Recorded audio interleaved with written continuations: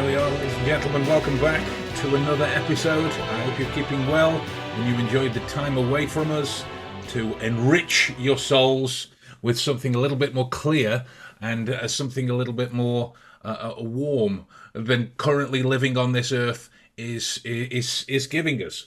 On today's agenda, we thought we'd take a little look at one of the many aspects that we're losing as part of our human interaction, and that's simply, well, not simply really. I can simply put it, but it's not a simple thing. It is our capacity to think. It is our capacity for rational discussions. And one of the things that well, I've been calling it the reasoning funnel, but we'll get into in a few minutes. And one of the reasons for it is why humans are so quick to judgments, or quick to solutions, or quick to hypotheses, answers, whatever you want to call it, in the face of very complex things, very complex ideas. We rely, as human beings, heavily on heuristics and steps and concepts and modes of thinking to try and make sense of certain things. And yet, in the face of challenge, or the face of uncertainty or ambiguity, we seem to jump to a simple little pigeonhole to pop this idea in, regardless of whether it's the most applicable one for it or not. We hear a lot about this discussion between type 1 and type 2 thinking. What do you make of it, Bob, in terms of why humans have such a propensity for jumping to simple answers rather than the exploration of potential ambiguity, the grey area, if you will?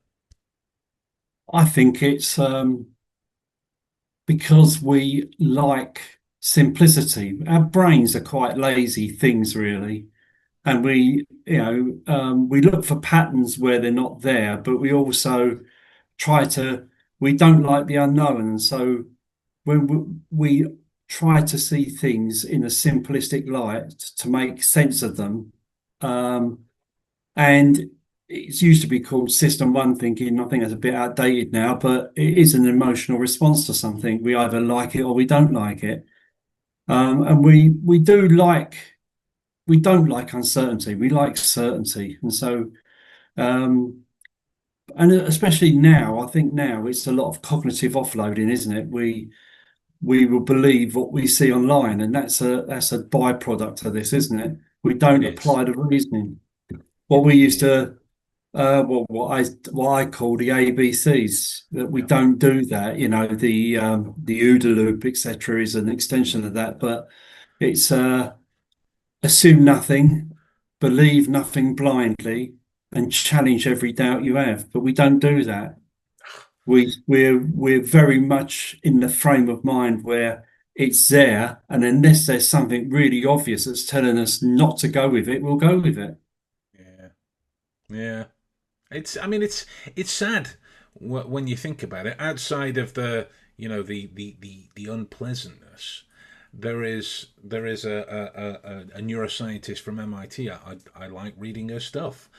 Sherry Turkle, who spoke about the the priority for speed, for efficiency, for go go go now now now, Mm. risks depth. Yeah, And I won't speak for you. I'm only going to speak for myself. I know that when I have a quick element, a quick discussion, a quick thought, a quick idea, a quick interaction, it's never truly going to be as explored as it could be if I spend time with it.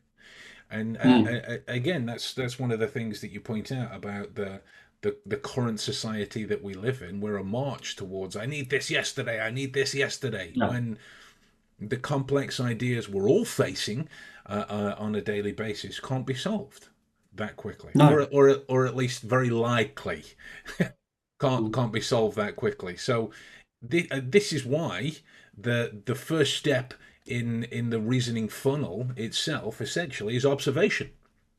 Yeah. It's not even to start thinking about what it means at that particular moment. Attention can be selective, so if you are selectively attending to certain things, you're more predisposed to cognitive bias. Just take in the data, take in as much as you can in whatever context it is that you're dealing with. Don't be in such a rush from the Mm. start, you know? An interesting point on that is something was on LinkedIn this week, and I think I was abroad this week, so I don't know whether it was on the news or anything, but there's a very short video I saw on LinkedIn with some young children, sort of maybe 12, 13-year-olds, about three of them, and they're surrounded by five coppers, and it's Right. supposedly something to do with flying a Union Jack or something. Yes. Yes. But I saw it, and someone put it on there, and then we had all the people getting on their moral high horses saying, "Oh, this is terrible." Funny enough, I realised later the guy that I was in quite a heated discussion with wasn't even from the UK; he was from Australia. Although he said he was British going back, but yeah, so what? And all I put on there was, well, this is great. We can just work with that. But that didn't work for the Manchester airport incident where it turned Right. out it wasn't the police attacking some Asian people, I think it was, or some Hmm. of Eastern sort of people. It was the other way round, but it Yeah. was, and this is the thing, without applying reasoning, the first thing that comes to my mind is, well, what's the context here? Where is this? Is there, and what's the what can it be the reason? What is going on? Hmm. And people don't apply that. We're so Yeah. quick to jump in. And the internet makes it easier because we can do that. We can go there and, it doesn't matter because it's disposable, isn't it? If we're wrong, we're That's the wrong. It thing. doesn't matter. Yeah, But that's the thing. when you are involved in anything, especially behavioral analysis, um, a lot of the time you are impacting on someone in some way, Hmm. in either a minor or a major way. Hmm. If you're doing event security, they're not going to get into the event that they may have paid for, etc., etc. And so we really do have a duty to actually think about, well, I think that, but why do I think that? Hmm. And Yeah, go through some steps to make sure that because we've all got the capacity to be wrong. of course. Sometimes you don't think that people think that when they give these absolutes on LinkedIn or on the internet, but it isn't. We can be wrong, and we often are wrong. Yeah, yeah. I mean, it's been framed in the earlier part of working and exploring this kind of material, uh, that being wrong is something to be afraid of. No, It's not something to aspire to, sure, but no. who does? But being afraid of it, it's a different thing altogether, you know. And again, that fear of being wrong is Mm, something that will push the proverbial you. Will push one, to use mm, my very upper class English language, mm. to push one towards more of a cognitive bias, right? To cling to Yeah, those beliefs that you already had, and yeah. it's the quote from this guy that keeps popping up is it's a capital mistake to theorize before one has data. Insensibly, one begins to twist facts to suit theories instead of theories to suit facts. And Yeah. that was I saw the video, I saw the post, I saw the discussion that you guys were having, and some of the comments were like, "Look at the young girls; they look terrified." And if you listen to it, they're clearly not terrified. They might be a No. little unsettled by the police, Yeah. sure, as most people who haven't had an interaction with the police would be, Mm, right? But terrified is that emotively driven yeah. description that colors opinions, that incenses biases, and affects your ability to reason in that Mm, situation. That was one of the things I was talking about in some of my posts earlier. The notion of being reasonable. It is. yes. It's a term. It's a term that I've seen scattered around for months, particularly over the last couple of days, and the one thing that um, I believe understanding the ability to reason and therefore be reasonable helps with is mm, the connection towards fairness, yeah, right? And people might scoff or roll their eyes about fairness, but all that basically is can you be reasonable if you haven't yeah, taken stock of all points of view or all data or mm, whatever else? You can't. You can't be reasonable in that situation if you are either actively disregarding opinion or yeah, not making yourself aware of it, which is why observation is such an important part such an important part of it. I mean, then we move from there to framing and the orientation of those mm, decisions therein. Sorry, I'm just getting uncomfortable. I think one of the pins has come loose in my arms. It's poking me. Um, mm, Orientation is the context, right? That's yeah, the context of the situation. As you said, you watched the video, observed. What's the context? That's the next step. What's the mm, frame for the situation that you're in? So the data points that you're collecting, they actually mean something, right? yeah, So you take that video. It was what, maybe 30 seconds. I didn't mm, watch the whole thing, but it was about give or take that kind yeah, of length. The yeah, the video started where the police were already talking to the young people there. So the context is already affected because you don't know what yeah, happened before and you don't know no, what happened after, and that's no, very important to understand what it is. yeah. So how do you in your interactions, how do you go about understanding the context that you're in to make sure that the information you're observing is framed correctly?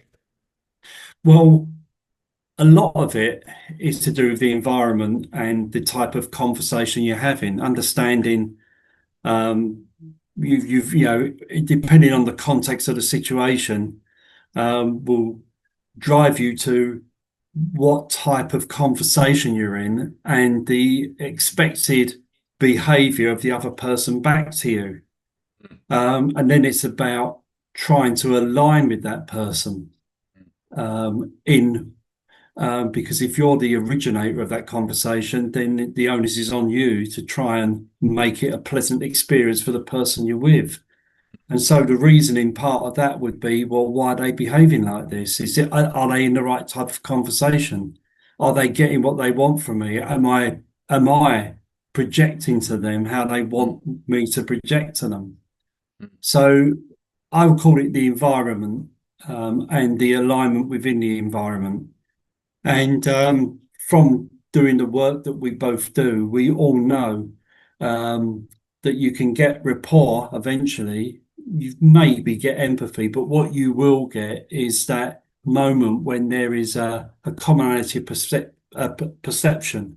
So cognitive alignment, yeah. neural coupling, if you want to call it that, Yes. where you both understand the position of the other person and you're having an adult to adult conversation. Mm, mm. Yeah, I mean, it's one of those things that baffles me the older I get. The more it seems to be that people adopt the I disagree with you, therefore I don't like you, which is not the Yeah, case in no, most average everyday interactions. mm, In most adult interactions, it's more I disagree with you. Let's talk yeah, about it.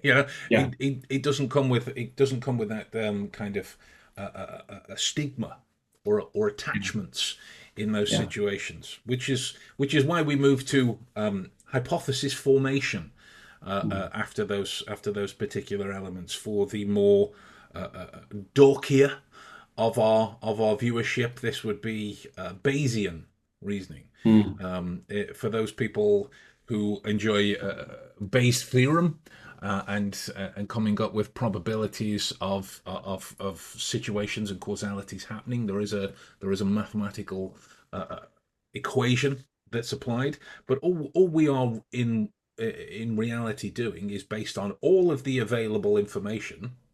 What is most likely? yeah, That's really all we're looking at in those situations, and there might be a number. there might be a number of elements that are most likely, which is why your ability to hold multiple ideas in your working Mm. memory is such an important part for somebody who's capable of being reasonable, somebody who's capable Yeah. of reasoning, to hold multiple Mm. ideas without it stepping into anything of a cognitive dissonance kind of flavor. It's just Mm. these are possibilities that could happen. Let's find out Yeah. if that's the case via exploring it. And it's it's Jim's validate, dismiss, clarify. It is Yeah.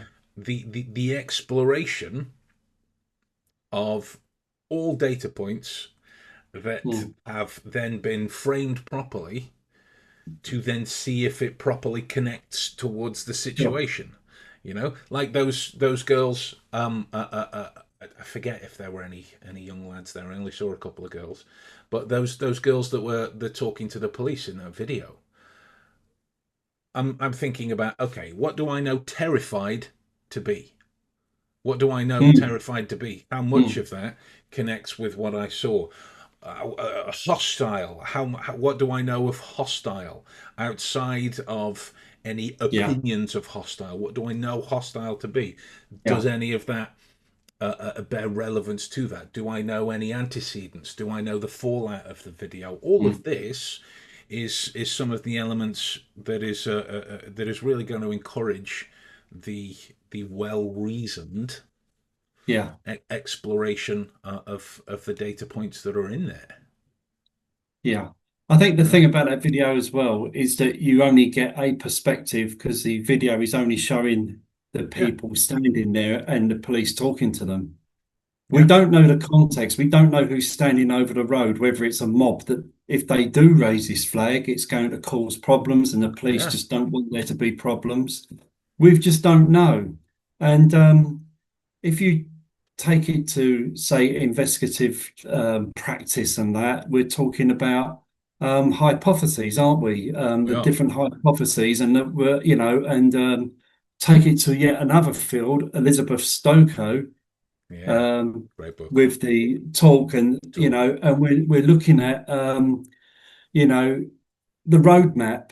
And I always think that conversations and engagements of anything is like a roadmap, and you may go down some wrong turnings, Yeah, of course. but you need to go down them to know the way where you're going. And Mm. so, having hypotheses and thinking, well, does this mean this or does it mean that? And I can remember clearly working with new joiners to the police service and teaching them to investigate and saying to them, right, you're going to speak to this guy.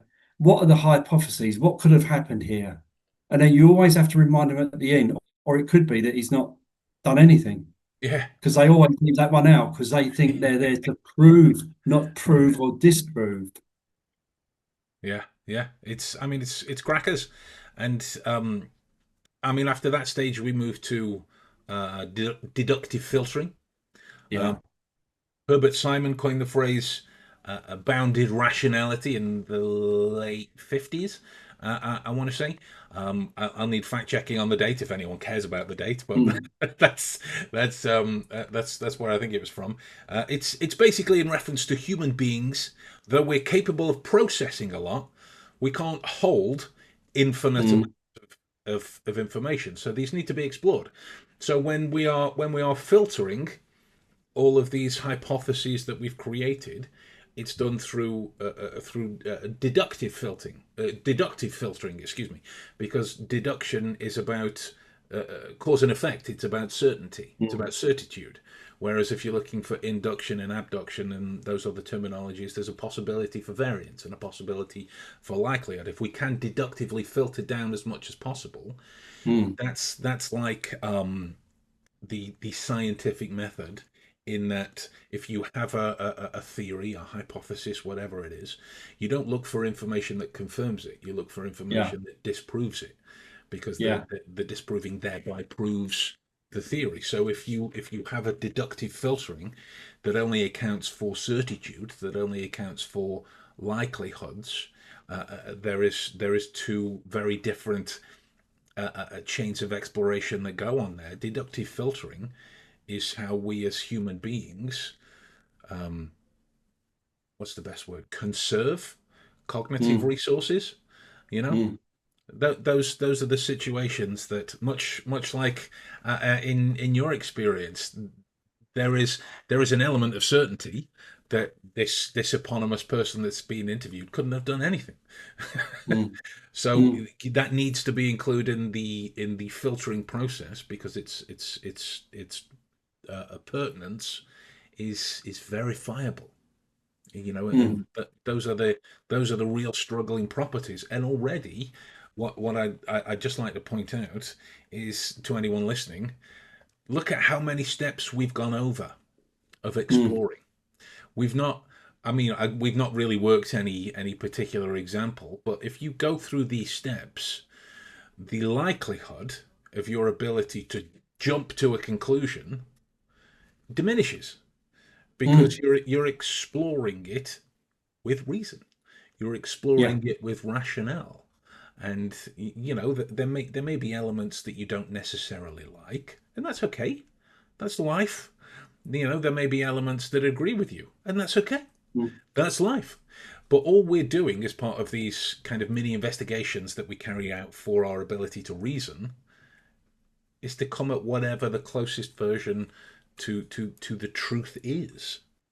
mm. That's it. The Yeah. truth is it doesn't take stock of opinion. The truth is the truth.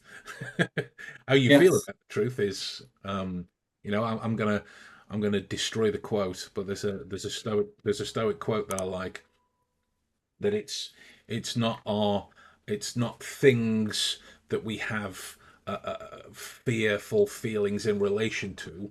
It's our feelings about them in that Yeah. situation. So the truth is just the truth. Our opinions and feelings around it will change, of Yeah. course, but those situations, and it's yeah, I've been talking for far too long on that situation. It was a mini high horse I climbed the top of. Mm, What do you make of humans' ability to decipher relevance in that scenario? Because humans are, in my opinion, synonymous with just having a terrible capability of determining yeah. relevance in a scenario. How do you tackle that? How do you handle that? Well, I suppose if you're the person with them and you can see that that's going on, and that's the hard bit, is seeing, and making sense of what they're going through, Mm, then you can reason with them because that's what we say, we reason with people. But from a professional perspective, when we're acting in the role of evaluating someone's behavior, um, it's not that it takes long. I think mm, 5 minutes maybe to mm, get an idea of that person's behavioral repertoire on that day, and to get and to look for repetitive behaviors that will give you some idea of how that person is feeling that day. And where they want to place themselves within that environment. And then, if you take into the context of what you're doing and all that type of thing with it, then you can get near to be making reasonable decisions about, so the person you've tried a couple of times to engage them in small talk and they just don't want to know, either verbally or non-verbally, then you can say, oh, well, that this person just wants to get to the end of this conversation.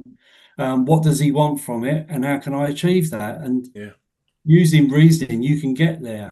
Mm, Or this person just wants to talk and he wants someone to listen to him. He mm, might not know that he wants someone to listen to him, but he does. So yeah. then you you allow them to take over, and be able to, because people, no matter what the situation and the level of what people share with you, gives you an indication of what type of conversation they want to have. 100%. Because people will only share what they care about at that time. And if they're not sharing very much, then they don't really want to be involved in a conversation of sharing. Yeah. Yeah. 100%. And And, and reasoning is the mechanisms behind looking at that behavior, understanding that behavior, and then making reasonable decisions about how to then take it forward. precisely. Love that. Love that.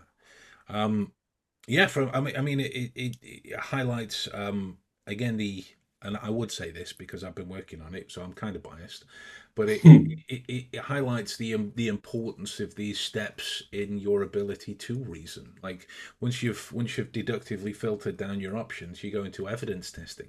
So like you were saying in those examples, so I've got these three, let's say, deductively filtered hypotheses that it could be. How am I going to test it? How am I going Yeah. to test to see that? It forces you to critique your own answers. Even Hmm. in those moments, you are checking to go, what could disprove what I have in front of me? How can I interact with this person to see, not to push Hmm. or lead in questions Yeah. or any of that type of thing? How can I test it? And it's like I think it's called signal detection theory. I think it's Yeah. a fairly unimaginative name, but it's about the balance of false negatives and false positives Yeah. in terms of the evidence testing around that. It's such an important step to take before you then move on to revising what it is that testing then shows you. That then gives you a conclusion, which might still not be perfect in Hmm. those particular situations.